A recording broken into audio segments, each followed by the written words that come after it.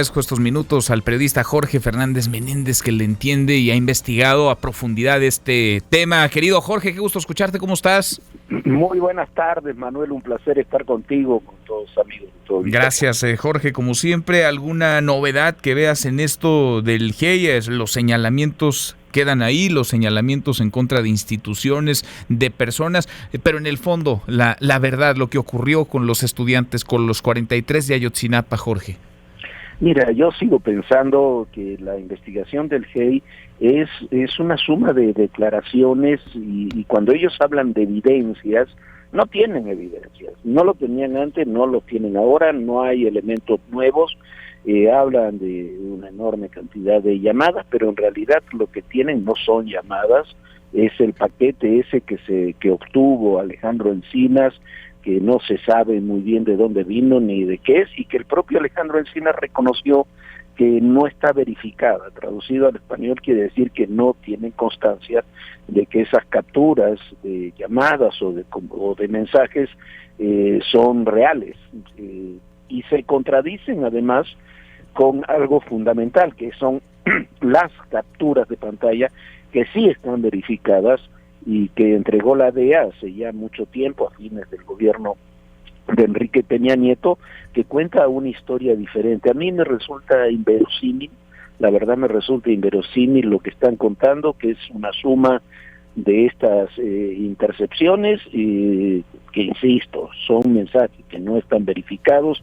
Algunos especialistas insisten en que no son verídicos porque ni siquiera, por ejemplo, tienen el formato que tenían en aquella época las redes que se enviaron, y las declaraciones de los testigos protegidos, que eran los sicarios que secuestraron y mataron a los jóvenes, que años después, a cambio de su libertad, han sostenido otras cosas muy diferentes a las que dijeron en su momento. Ese es el problema que ha tenido el GEI desde que se creó hasta ahora, a lo largo de todos estos años, con diferentes administraciones. Fue el problema que han tenido incluso con el propio Alejandro Encinas, que ha sido el que ha llevado realmente esta investigación.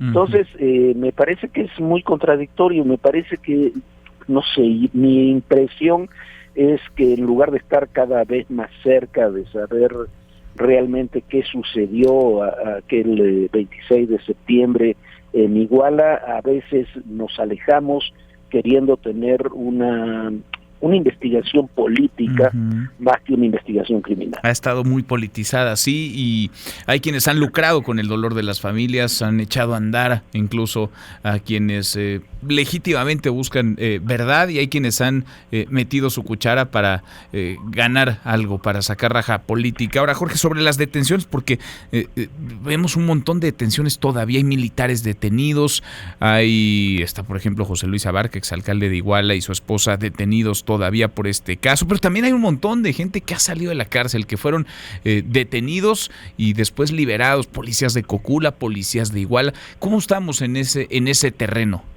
Mira, eso a mí me parece lo más criticable de esta investigación. ¿Por qué? Porque los sicarios confesos que sabemos que son los que participaron en el secuestro y la muerte de los chavos de Ayotzinapa, de los jóvenes de Ayotzinapa, están casi todos ellos en libertad.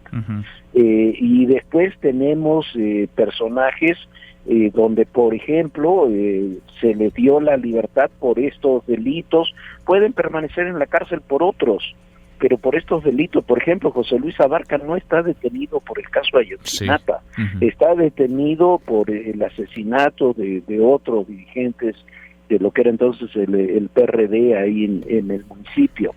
Me parece que hay mucha confusión, me parece que hay un problema de fondo que ha tenido aquí el GEI y quienes han investigado el caso, que es confundir el narcotráfico y a los grupos criminales con grupos insurgentes que hubo en América del Sur, en América Central, y querer darles el mismo tratamiento, querer darle el mismo, como si fuera un crimen de Estado, donde están involucradas todas las autoridades, a un tema que originalmente era del crimen local, y de la política local.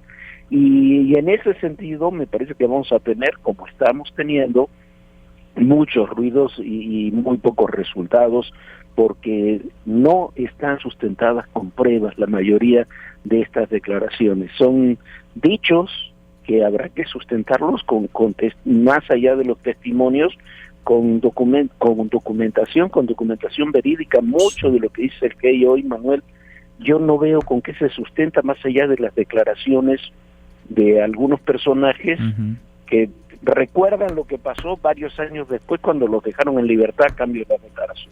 Pues sí.